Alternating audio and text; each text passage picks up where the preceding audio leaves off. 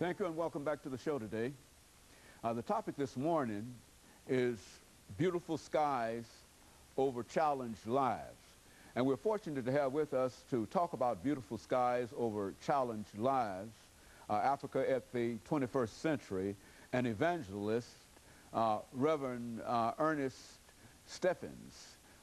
Reverend Stephens is the evangelist as well as a pastor involved with the Peter's Rock Fellowship. And of course, Reverend Stephens, let me allow you later on to perhaps talk about Peter's Rock and the fellowship and et cetera, because I'm almost sure that I did not get that all correct. But nevertheless, we're happy to have you here.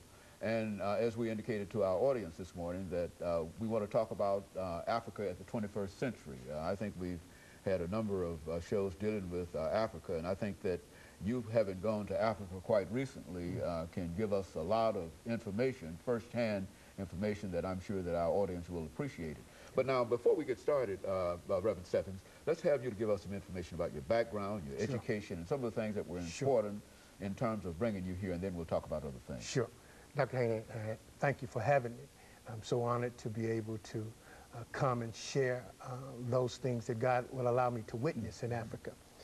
I'm EStephens3. I'm a native Nashvilleian. I grew up and graduated from Hume Fogg High School and ran off and went to the Navy at the age of 17, came back and was a veteran by 20. After doing that, I was educated at the University of Tennessee, Tennessee State University, and most recently, or in the last degree I received was from Trevecca Nazareth College at the time, where I received my master's in counseling.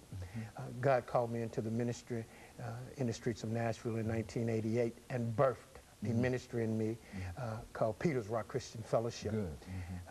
Presently, Peter's Rock Christian Fellowship is a three-legged stool.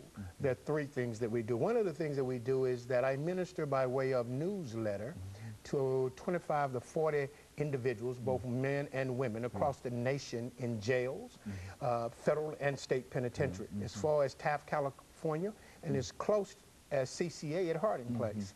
And I minister to men and women in newsletter, encouraging them in the things of God.